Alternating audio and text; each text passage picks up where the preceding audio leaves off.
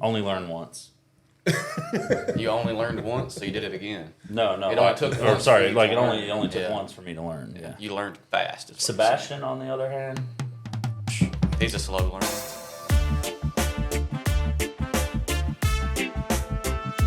Hello, friends. Welcome to the 2023 Loggerhead Golf Podcast. Guys, why don't we take a minute to let our listeners know kind of who we are. Kyle? So my name's Kyle Tumberland. I'm actually Daryl's brother. I'm a PGA associate as well as a level 3 Sand Putt Lab instructor. And I'm also our master fitter here. Yeah. Nikki? I'm Nicky Beecroft, not Daryl's brother, but I'm a instructor and fitter here at Loggerhead Golf, Swing Cat Level 2 certified, TrackMan and Foresight certified. So really happy to be here. Caleb? Yeah, Caleb Ridings, PJ, also not Daryl's brother. But I'm an instructor and club fitter here at Loggerhead Golf. Also Swing Cat Level 2 certified and title staff member. Awesome. Big staff guy. Oh. Big staff guy. Yeah. Daryl, what's your staff? We got to go around the table and say it now. TaylorMade staffer for Crusader for 18 years. Kyle, who you with? This year I'm with Ping Golf. Pretty excited. Company that, I've always been interested in. And they have a lot of the same similarities that I do in my personal life. So it's been great. Perfect. And then I'm a Callaway staffer. Callaway. So, Callaway. It's been awesome. And I would say the biggest thing on that is even though we have our individual staff deals, we're pretty much brand agnostic from that point too.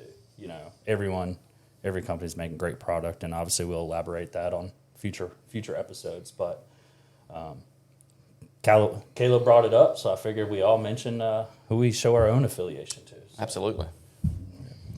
So just a quick thank you to Miles Marion, the man behind the camera, our new social media director. Thank you, Miles, for all you're doing for Loggerhead and for helping get this podcast launched. And Steve Beecroft, our general manager. It's been incredible and valuable insight into the project, into all of our staff members. So, guys, obviously this is an important week for us, kind of getting this launched, but probably for all of us, I think this is our Super Bowl. We each year we're looking forward to the Masters event, and what's really cool is kind of everybody's input, bringing things into the shop. Got some really cool swag for the Masters, some special edition items like the Bettinardi putter covers that we have here, and some of the TaylorMade staff bags that you'll see this weekend. But so I want to kind of ask you guys. A lot of people ask us when they come to the store, why Loggerhead? Why Loggerhead Golf? And so what I want to kind of tell people is how this all started and what happened. Loggerhead Golf for me was that we had a golf store that was here in the community for 16 years, had an opportunity to buy it.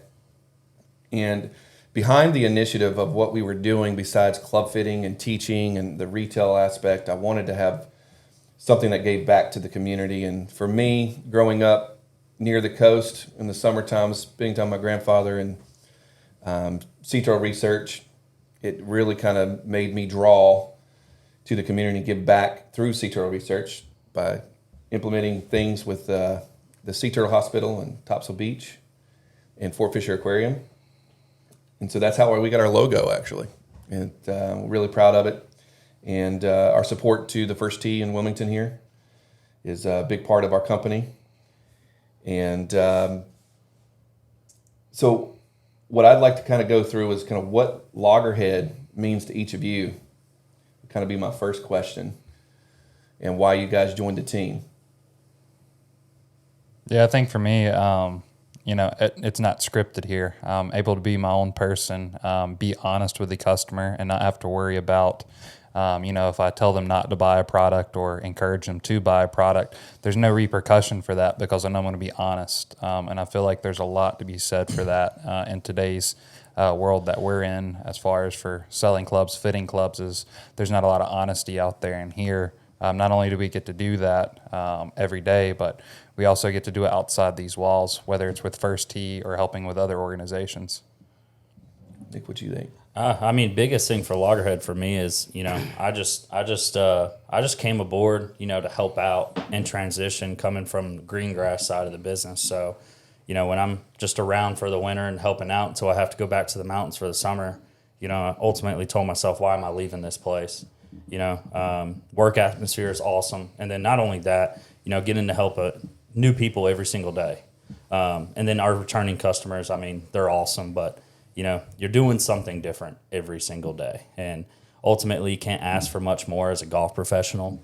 So it's just been a great kind of change for me. It's a huge change going from green grass to, almost like everyone jokes, all my buddies joke that I work a 9 to 5 banker hours now. I said, well, come on then. I mean, Don't hate it. that's what I was going to say. You're right. Suck. It does not suck. So, and that's just the thing, work-life balance is something that's thrown around, and, work is great, and then life outside, I mean, it can't be any better. So, and that's all brought because of Loggerhead. How about you, Caleb? Yeah, for me, kind of same thing as Nikki, transitioning from green grass to off course was definitely a big transition.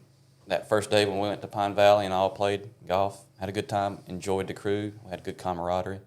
So I felt like it was a team that I could fit along into and have a good time working with. That's something that's important for me. As far as the professional side of it, what I always enjoyed about being a golf professional was teaching and fitting. Amen. I think that every time you're in either a lesson or in a club fitting, for one, you're building a relationship with the person you're with there. It's not just a one-time transaction. You're hoping to build a long-term relationship, create a rapport with that person. And it's always, even though a lesson, club fitting is the same thing, each interaction is always different. So it's always a unique problem to solve and kind of figure out how you're going to work through that problem to get to the best result for that person. So that's what I enjoyed. That brings a good point. I think that the challenge of that, even the same client that comes sees you for a lesson 1 month, he has a different issue the next month. It's that's part of why I think we love the challenge and we love to do what we do. For me, like Caleb and Nick and Kyle even, work together in green grass. And for me to be able to transition, what I quickly learned in green grass, well, I wouldn't say quickly, it took me about 12 years. But I love to teach. I love club fitting. I'm passionate about it. Worked for TaylorMade Golf as a club fitter. And had an opportunity to buy this place, and it's because of my passion to teach and club fit. And I always put myself in the client's shoes. I want to provide a service and the knowledge that is honest and where no one's forced to buy anything. We're going to give you the feedback. The numbers are going to do the talking. And if the numbers provide a compelling rationale to buy something, great. If they don't, that's okay too, because it doesn't always work out that way. But we're always going to put our best foot forward to provide the best service, customer service, and best knowledge we can. And that's what kind of got the ball started for us. Also for our listeners, what I'd like to kind of go around the table one more time is just kind of briefly what you want to bring to this podcast. I think it's important we all have very different, strong abilities and different avenues that we've come from, different clubs we've worked at, and different experiences. So I think that each person at this table has a different strong suit. So Kyle, what do you think you would like the listeners to kind of be able to get coming from your perspective? Well, my kind of nickname aside from Putt Lab is the walking encyclopedia.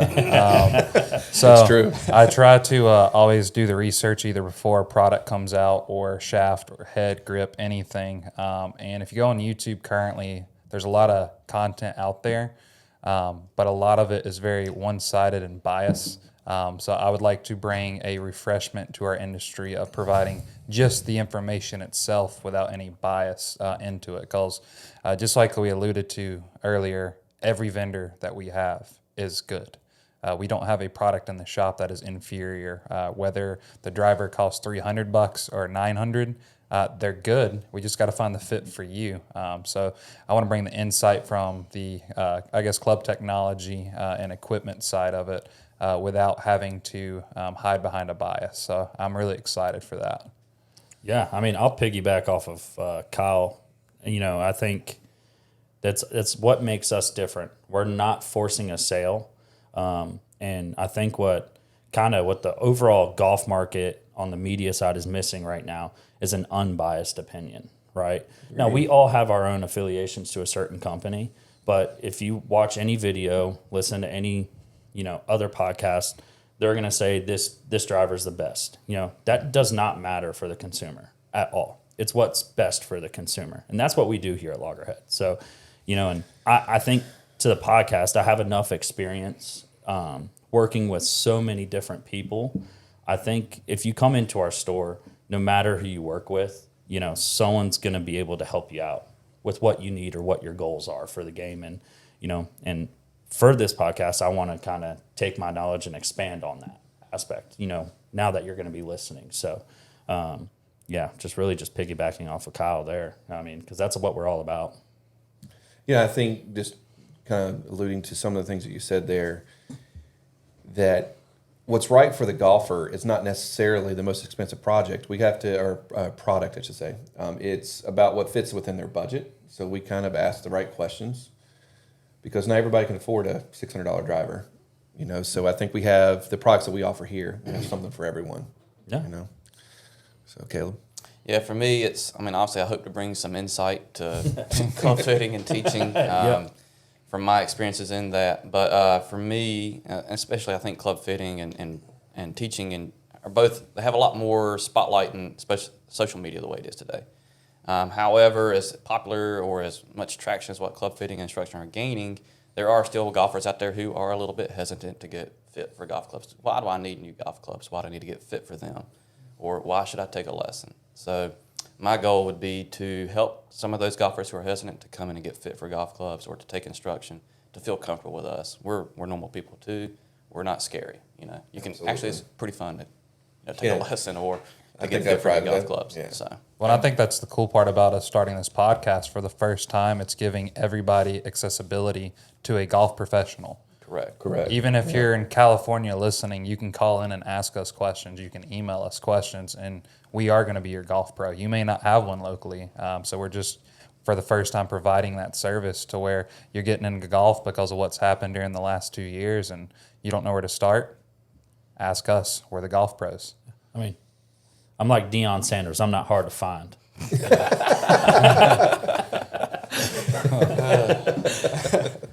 No, I think that's a great point, Kyle. And that's one of the initiatives behind this podcast is accessibility to everyone. Whether it's wherever it's at. Maybe this thing goes global, and we have people listening all over the world. That'd be fantastic if we can just give them some valuable insight and some honest feedback and how they should get started or what they should do, what direction they should take, whether it's lessons. We can, as golf professionals, we have access to databases where we can find a local PGA professional that would be suited for them, because not everybody is part of a country club, so you don't have direct access to a PGA Pro. But I think it's important for everyone to have that access, and if you have a rules question, equipment question, course design question, or anything like that, you can feel free to phone in or email us. We'd love to kind of chat with you about golf, because that's everyone at this table's passion. And I say I want to chime in something else, because it's easy to talk about golf as a whole, about equipment. No one at this table, like everyone works at their game as well. Yeah. I mean, so, Sure. And we're all firm believers in, as much as we want to help somebody else with their game, we're all helping each other as well. And playing golf and, playing good golf is important to all of us here. Yeah, at the right? end of the day, we're golfers too. We have our own goals and objectives that we want to accomplish with our games. Yeah. So We got to teach what we preach. Yeah. so we Exactly. understand that challenge of Yeah. improving as well too. So I think me as an owner and as a PGA professional and experiencing the green grass the way I did, I think that's another initiative from a staffing point of view is I wanted to create an opportunity for you guys to play. We're players. You know, I love the game. I want to play as much as possible. So creating a work environment that allows you to go play an event, supporting that, where you might get to play in maybe 2 or 3 section events a year in green grass. You know, here I want you playing in every major that we have, every section event that we have, education opportunity. You know, we want that. And I think it's good for the game. I think it's good for our staff. I think it's great for our clients. So I put a little plug in. Tee first last week, lost on the 5th hole of the playoff, but not too sour about it. Played pretty good. 5 birdies on the day. So, but yeah, like Nikki said, we're all golfers here. Yeah, you know, and if you walk into the store, like explain your frustrations with your game, because we have all gone through it. Oh yeah, Right, For sure. Like, Yeah. like we can relate. Yeah. Like that's the cool thing about us. We can relate to everything. Yeah, So because post-surgery Kyle is not lightening up. So I can definitely relate to the frustrations right now. But that being said, too, like, I mean, if you go anywhere, if you go in for a fitting, for a lesson, hopefully that person's going to ask you, why did you come in today? Like, what are you trying to achieve? Yeah. And don't be afraid to tell us what you really want out of that. You know, Yeah. because ultimately at the end of the day, that just helps us get to your end goal quicker. You know? yeah, I'd say we keep mentioning the story, but like go on our social media, comment on anything. Yeah. Like from this podcast, like we want to hear from you. You know, and that's just the thing. What we're here for. Right. Yeah, I'll say that you know, being real with everyone. You know, during that tournament, I was 4 under going into 16. 16 was a downhill par 3, 216 yards, hitting the ball great all day. My playing partner was keeping score. We had in the Carolinas PGA, we use an app, and he leans over and says, "Hey, you're leading by 4." And of course, I then feel compelled to think about what I'm doing. Trunk slam. Yeah, exactly. And when you're not in that moment all the time, I mean, Easy even to though do. we're professional golfers, we're not playing in events every week like these guys on tour. Our So- 40-hour work week is not hitting range balls. No. No. So I proceed to chunk hook a 4-iron and end up making double bogey. But, you know, those things happen. That's the real, and that's just, you know, that's it. And being put in that moment more often is going to help me get over that mental hump. But now I kind of know what to expect next time someone tries to show me how well I'm doing or not, Right. or not so well. So I think what we all love about this week is Masters. Absolutely. Oh gosh, My Favorite week. Favorite week by far. I mean, from pimento cheese sandwiches, No, pimento cheese and egg salad sandwich. amen. Little peach ice cream cookie Yep. sandwiches, some sweet tea. I'm going off the mark here. Egg salad overrated. I don't know. Well, it's okay to be wrong. Yeah. I mean, it's like one time a year I'll eat an egg salad sandwich, and it's going to have half of it's pimento cheese. Jim Nance, you know, I always look forward to hearing Jim and the opening tee shot. It's always just, I mean, it's just an awesome week. Nick So- Faldo's coming back. And we're- Yeah, he's going to be on the call this weekend. Yeah, he is. I Oh, saw look. that. Now, is he going to be on our coverage or just Sky Sports? I think he's on ESPN. Okay. All right. Yeah. Nice. So weather is probably the big topic for this week. You know, it's Doesn't look good. it doesn't look good, and so how do you think that's going to affect everyone, and especially the big cat? You know, Tiger. I think there's high expectations always for him at Augusta. He's played so well there. You know, hasn't won a major, hasn't finished in the top 20 in a major since 2019 when he won at Augusta. So with all that metal in his body now, how do you think the cold and the rain and wind is going to affect that? I think it's going to be difficult for him. I actually was watching some of the coverage yesterday, and they were interviewing Tiger, and he didn't sound 100% confident he could walk that golf course for 4 days.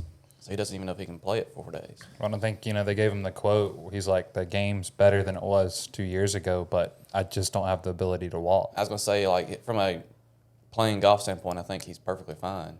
But it's physically, can he walk that golf course for 4 days? Yeah, I mean, think Or about really his, all think week. about his interview. When have you ever heard Tiger say using a cart is like in Right. his future? Right. He Yeah. like mentioned it multiple times how like he's 3 years away from using a cart. That means he cannot walk. Yeah. Yeah, you know, and that's tough. And it's expectations. You know, the golfer in me wants to think Tiger can win. I don't think it's possible. You know, and it's just that's a brutal walk. Yeah. I mean, everyone's been there, so it's. So who is going to win this week? Who do you guys like? Who's your pick? I'm hammering down on Jason Day. He's coming in as an Jason underdog. Day. Second He's Australian not winner. being talked about at all. But if you look, strokes gained putting, he's up 100 spots. I believe 4 top 10s. So he's got the confidence. He's got the swagger back. The last time he putted this good, he was number 1 in the world. It seemed like he won every other week. So I'm going with Jason Day as my main pick. And I think, you know, a good one to look out for is Brooks Koepka coming off of 2 wins so far. You know, he's coming in motivated. He's back into a good mental state. So I think, you know, if I'm going to pick 2, those are my 2. Nice. I think if we're going off of weather, I mean, players that play well in terrible conditions are going to be the mental, you know, are going to be the strongest players. I'm going DJ. I mean, DJ's probably up there if it's going to rain. You know, the guys that can fly the ball a long way, because the ball's just going to stop if it rains as hard as they're projecting. And then, you know, kind of some notes that I had about player setups. A lot of players are moving a bunch of wedges around this week, and I think players that are doing that, that means like they're getting completely set up for that course. They're going to be up there. So I think Sam Burns. Yeah. You know, That's a good pick. I think everybody's got their darlings. Obviously, you got your favorites of Scotty Scheffler, Rory McIlroy, Jordan Spieth, all those guys. But the weather, I'm taking the field this year. Mm-hmm. I think this year is going to be one of those years we see a unusual winner, someone that hasn't won a major before. I mean, to me, like Sam Burns, I think is a really good kind of example of that. Well, playing well. Like you said with the wedge, it's going to come down who's going to be the closest proximity with the Who's wedge in going their to chip hand. and putt the best? Who's Yep. ready to Ball in the hole. grind? Yeah, exactly. Who's Yeah. ready to grind? Like Cam Smith, he's a grinder. Yeah, I think mean- Cam Smith's another good pick. So, like I said, I'd take the field. Play your percentages on that one, so to speak. So What do you think, like Louis Oosthuizen? Like he always plays well there. He does. Yeah, he'll win the be- Open Championship. He's a grinder. Hadn't heard anything out of him in a couple of years, it I seems know. like, but he'll probably be up there on Sunday in contention. Going back to talking about wedges for a moment, with the weather, like traditionally we always see players switch in a lot of low bounce wedges for the Masters. This week, do we think they might maybe back off that a little bit, go back to like their kind of normal mid bounce Oh, yeah, I grinds mean, or I think different sole shapes for lot of low the bounce K soft grinds. conditions? I I think think that low- low bounce K is going to be pretty you popular. know, because a K is really wide sole, you know, essentially almost like a skid plate. I mean, it was designed for Adam Scott for the Masters. True. I didn't know that. Yeah, when he won the Masters, he put the low bounce K in play. So for some of our listeners that may not know, why does the bounce or the grind matter so much? Turf interaction. Yeah. Turf Yeah. interaction. And, you know, when Augusta is the anomaly, you'll never find better conditions. But because the conditions are so nice there, the ball is sitting up so well, and then the lies are so tight, you need that bleeding edge to get as close to the ground as possible. Yeah. So when we say low bounce, typically the lower the bounce a wedge has, the more that leading edge can get closer to the ground. Closer to the ball, yep. Yep, closer to the ball. I think something unique about the Masters, too, is just the way they mow the grass. Grass is always mowed from the green toward the tee. So you're always going to be playing from an into the green Into the lie. green, yep. So that's obviously going to affect how the wedge interacts with the turf. If you have something with a really sharp leading edge or really narrow sole, it's going to want to bite into that green pretty quickly. Yeah, and I was gonna say, Daryl, you did a good wedge video a couple weeks explaining it. But like you can have anything from 4 degrees of bounce all the way up to 14 degrees of bounce. And typically for the normal golfer, you can go on the bottom of your wedge and you'll see a number on it, you know, around the loft. Yeah. And that number will signify the amount of degrees that bounce or the maximum amount that's presented. Yeah, the number represents the bounce angle. Yeah, the bounce angle. I Yeah. think it's really dependent on the, like you said, turf conditions that you play at mostly. You know, if I'm playing in Palm Desert, where I used to be a pro at Bighorn, where it's very tight, very firm, I'm going to play a lower bounce wedge with sharper leading edge. But here in Cape Fear region or Wilmington, southeast North Carolina, it's sandy, soft, wet. You know, you got to play a little bit like a mid or higher bounce because it's softer conditions and you'll just dig the Yeah. And I think that's like the question we ask when we're in fittings with our clients too is, well, where are you playing? You know, at Wilmington, we've got a lot of seasonal golfers where they have a house down here and they may have a house in New Jersey. Yeah. So you can't, you know, the wedge setup's going to be completely different for that. And so that's something that, you know, on a daily basis that we have to decide on as well, is not just what wedge is best for you, but what's going to be the most versatile grind or bounce option. Yeah, for sure. I was gonna say, because you're getting ready to change your wedge, right? Yeah. Yeah. Yeah, going a little bit lower bounce, but going with a little bit of a custom grind just to try to help me get the club a little bit more square through impact. Yeah. And would you guys agree that the one, like the three clubs that you see people the least reluctant to upgrade are wedges? Yeah. They Oh, should be the first club that you're ever Your scoring upgrading. clubs are the Or most important. that's the wedge, or the clubs are the most reluctant to No, upgrade. sorry. Yeah, yeah, Oh, I don't sorry. need any new wedges. No, yeah, you No, do need no, new yes, wedges. yes. Because the way wedges are cut groove wise, Yeah, completely they actually different irons. wear out faster. It's like sandpaper on wood. It's like the car Yeah. market. You know? They're not making cars to last. No. The manufacturers aren't making wedges to last either. They want you to buy a new wedge after 60 I mean, rounds. wedges are consumables. Yeah. You know, those grooves are going to wear out. And I think with my background, I was fortunate enough to shadow on the tour van with a golf manufacturer for a little while. And what a lot of people may not realize is like your Tiger, your Dustin Johnson, you know, they're going to switch their lob wedge out every event, period. It will not go more than 5 days of use because they're relying on that high spin rate to hit these curved shots. But then, just like I mentioned earlier, you've got a guy like Jason Day who generates so much natural spin. He actually prefers a wedge that's been worn in a little bit so he doesn't overspin it.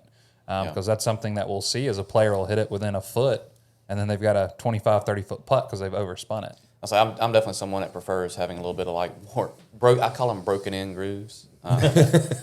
I'm so steep with my angle of attack that I create a lot of spin. So I like to have those broken in grooves. But now that being said, going piggybacking off of what Kyle said, we realize that it's unrealistic to change your grooves or change your wedges every week. Oh, yeah. Right. Yeah, absolutely. But if you're looking in your bag and you've got your hand-me-down wedges from your dad or granddad from 1990, it's time to upgrade to some new wedges.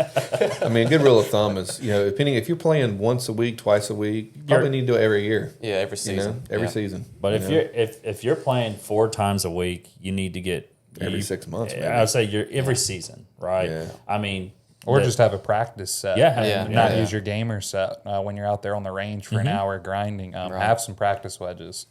Yeah.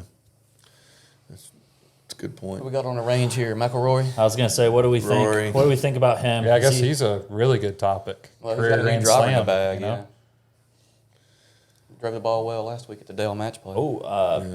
Off of wedges, what you're going to see a lot this week, and that, you know, what we've already been hearing about, a lot of 5-wood and 7-wood. So you're Yeah. seeing players like number one player in the world is going the Seve Ballesteros route. Only a 56 degree is his Really? highest lofted wedge. That's going to be interesting at Augusta. You know, well, you know, and that's the thing is he feels like he needs a higher launching 3-iron in the bag included with his wood. So you're seeing a Right. lot of players remove a wedge, remove a gap wedge, or you know, his is unique, but and going with a longer, higher launching, longer iron, because a lot of players are saying, you know, typically you don't have a lot of 90 to 150 yard shots at Augusta. Yeah, you can play to your strengths. You know, so they need something from 170 to 240.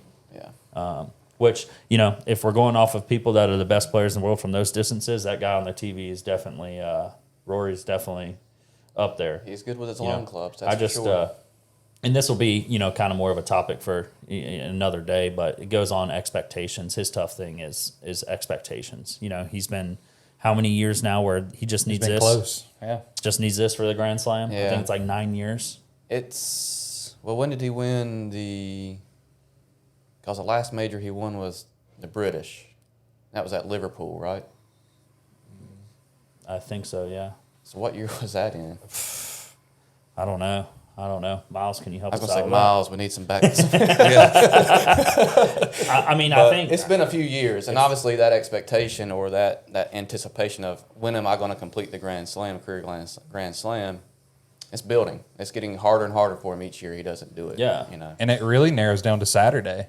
You know, Rory always It's his first round You know? performance. If you look at how he's played since he's been going for the career Grand Slam, he's averaging over I par was in going the to say, first round. Yeah. do you know his Saturday scoring average? I know you're getting ready to. His Saturday scoring average is It's like good. he just doesn't get off to a good start. Yeah. You know, that's that anticipation of, I'm trying to win this thing. Yeah. You know? I'm trying to do something only a few people in the history of the game But have done. unfortunately, with the weather, it's throwing a curveball. So I wouldn't be surprised if it's one of those years where Corey Connors has top 10 the last 2 Masters. He just won last week. Yeah. No one's talking about I'll that. say, and the Masters winner from the last couple of years has done well at the match play the week Yeah. before. Yeah. Well, he won I think it's a good point. Valero, Texas Well, Open. that's What right. you guys are saying in our academy, we realize that it's not just your equipment. We have guys that have great equipment, beautiful golf swings, like an Adam Scott. So why can't these guys play at a high level? It's mental. You know, I think helping our clients understand how to overcome the adversities of just the stress that I dealt with on 16, where I, you know, and these guys, I mean, you have expectations on this level, on the PGA level. I can't imagine. I think that's what's so impressive about Tiger. You know, I do give Tiger a lot of credit. He was one of my favorite golfers growing up, and just the fact that dealing with the pressure from the media and the fans and his expectation to win almost every time he teed it up, and then he did. It's pretty impressive. His runs were incredible. You know, we were hitting on equipment changes. You know, Rory obviously went back to a 009 from Scotty Cameron, which he different won putter in the his bag. 2 majors with. Kind of funny stories. He didn't even know where his putter was, and he thinks, oh, maybe it's at my dad's. So Scotty built him a replica of that putter, and, you know, the rumor is he flew down 2 weeks ago and played 18 holes and only had 19 putts. So it'll be curious to see how that decent. putter performs That doesn't suck. this week, you know, especially coming off of winning so many tournaments with the Spider. Yeah, I mean, it's Clearly, he's trying to get back to a feel. Yep. You know, absolutely. something that he was familiar with, something he was comfortable with. Building on that confidence. Correct, Yeah. and just trying to get a little more natural, I would say, with his putting instead of trying to be quite so technical. looks like my swing. Was his last one. 2014. 2014, Yeah. So we're going on almost Wow. 10 years. Yeah, I was in. gonna say. I think Yeah. it was 9 years since he's had 10 years now. It doesn't seem like it's been that long since he won a major, but I guess it has. And the crazy thing is, he's still in his 30s. Yeah. You know, and that's just the thing is these guys are so good. Like, you know, it's one of those weeks. I mean, there's 7 amateurs in the field this week. All 7 of them are just absolute ball strikers. Yeah. They Big are golfers. so good. So, like, I don't be surprised to see, like, that kid, Gordon Sargent, that plays for Vanderbilt. You know, he won the NCAA last year. And, you know, they were saying that he was playing practice round with JT and a few other guys. And he was flying them by 50 yards. Wow. He never had more than an 8-iron into a hole. Like, that's absolutely ridiculous. Yeah. Getting old sucks. Yep. Losing your pop, you know. There was a time when I had 122, 125 club head speed, and now I'm lucky to get to 115. You know, Join the group. kids, stay flexible. That's what it's all about. You know, and that's the thing, too. It's like, you know, since golf fitness has become such a big thing, like, you'll see all these players on the range, man. They have all these insane training tools, all these stretching bars, and, you know, and that's just the thing. If you want to get to that top level of the game now, it's like it's almost important that your physical fitness has to be, you know. But that being said, you still have ball strikers out there that don't do a lick. You I was know? gonna say, well, that's what's unique about golf is Yeah, there's anybody can play. you can do it your own way. Yeah. You know. I mean, John Daly said you can't pull fat. Honestly, probably one of the most talented people to ever play. Oh, I know. It's incredible If to he watch could, him. if I was swing. gonna say, if he could putt, Yeah. he no telling how much he would. One of the best wedge players. I was gonna say honestly, he probably one of the best short games. I mean, everybody talks about Mickelson, but Yeah. JD had a good short game. He had some good set of hands. Oh, yeah. But I'll say, what do we think Philly's gonna do this week? I don't know. I think I think that's I'd such a say- wild card. Honestly, I'm gonna say miscut. Okay. Yeah. Just so much. I think he put so much attention on himself, especially with the controversy around Live and PGA Tour, and he's kind of been that main guy. Yeah, the forerunner kind of. Yeah. So I think there's a lot of pressure on himself that he's placed on himself. Well, I mean, hitting on that, what's been nice is you heard Cam Smith say it yesterday is, you know, in their world, when they're on the range and around other players, it's been a lot of warm smiles, hugs, and, you know, so on the golf course, you know, it's all positives. So, Yeah. I mean, ultimately, at the end of the day, the players don't care. Yeah. It's about playing golf. Mm-hmm. You know, As it should be. correct. That's what the fans want. They just want to see good golf played. That's it. We want to see them hit good shots and, recover from bad shots and, play well. Yeah, we have the live on the range on the TV here, and if that little automation there in the right side of the screen, if for those of you that don't know, that beautiful building in the back, that is the new media center. Yeah. Wow. They built this huge media center just for 1 week of the year. Well, 2 weeks of the year, because now you have the you got Augusta the- Women's Amateur. But How would you like to have a 171 ball speed with your 3-wood? That would be pretty good. those numbers are jacked. Hot take. I'll be the first to say it. Everyone, do not follow Top Tracer stuff on weekends. Those numbers are jacked. They try to say 180 ball speed with a 3-wood. No way. And just cruising with it, too. Yeah. You know? Just cruising. If it flies 260 and it says 180 ball speed, that Wrong. math doesn't add up. Yeah. Well, it's like, here on TV, you got Justin Thomas, and, what's nice, again, talking about equipment changes, he's going back to his there's your media FlowNet center. 5.5 putter. Really? That he won the PGA with. They re-gripped it yesterday in the truck, and No more knuckle? no more knucklehead. So Yeah. I think that's interesting, is maybe like Rory is trying to find that flair that he had during the PGA with that putter. Oh, you just look up the media center? That's an impressive room. Yeah. I only want to know how much that cost. It don't matter. Doesn't matter. It don't matter. Yeah, it doesn't matter. It's like, and that's part of like, and we'll probably do a whole topic on it about the ball purification and rollback. Bifurcation, yeah. Yeah, and it's like they were saying like, oh, Augusta had to add land. It's like Augusta was going to do that anyways. Anyway, well, I was going to say, kind of thinking about that. So as much as what Augusta National has invested into lengthening the golf course to keep up with the distance that players are hitting it, do you think they'll back off of that at all if the ball No. rollback does happen? They're going to keep it back there at like 76, 77, Well, 700 yards. I mean, Augusta already said they're going to do anything possible. Like when the Eisenhower tree went down, if that's the case, they're trying to find a tree to put it back. what's in the its point place. of rolling the ball back then? Quite honestly. No telling. No telling. We'll probably We'll cover that on another day. Yeah, Yeah. we'll cover that on another day. I know this. Fans love, like when they're down there in Orlando at Bay Hill, they hit it over the water. On six. On 6. Yeah. Fans love to see that. People, and it's a risk reward for golfers or for the pros. Yeah. If you have length, use it to your advantage. I'll say ultimately at the end of the day, when we talk about playing golf, there are different skills we have in playing the game. The distance we hit the golf ball, how far we hit it, that is a skill. I was say, if you say hitting it far isn't a skill, then do a month of speed training yourself and see how you hit it. Yeah. Yeah. Yeah, for sure. I mean, Rory at the match play flew at 340 on 18 and stuff. Trying to say that's not a skill, Yeah. I mean, People that are doing that, I think I always go back to the picture of Arnold Palmer smoking a cigarette at Augusta. And now you've got Rory with a granola bar, right? Golf has changed, Correct. So, physically fit. you still see a lot of players. SIGs on tour. Yeah, you might. As a matter of fact, some of the caddies yesterday. But that's the part that people miss about it, is to hit it that far, you have to put in effort too. It's Correct. not just these guys wake up and hit it 300 yards, because Right. there's not a lot of people that carry. They're it not all 300. Ricky Bobby. They don't wake up and piss excellence. You know what I mean? Exactly. They've worked on this. Well, I mean, think about it. I mean, I think Google says it's like quarterback heights. Google says Rory's 5'10". He's maybe 5'8". Yeah, yeah. But I mean, what he does to hit a golf ball is absolutely It's insane. athletic. Yeah, it's crazy. It's insane. But you also have guys that are like sneaky long, Oh, yeah. and that's the thing out there. It's Yeah, like, Justin Thomas, looks like a wet spaghetti noodle and hits it over 300 yards. Oh, yeah. But it kind of goes back to what we see when you guys are teaching in there with Swing Catalyst and how they're using the ground. And I was gonna say, and the nice thing about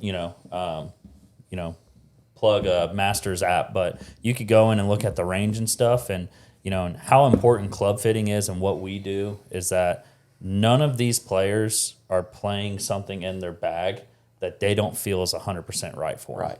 Yep.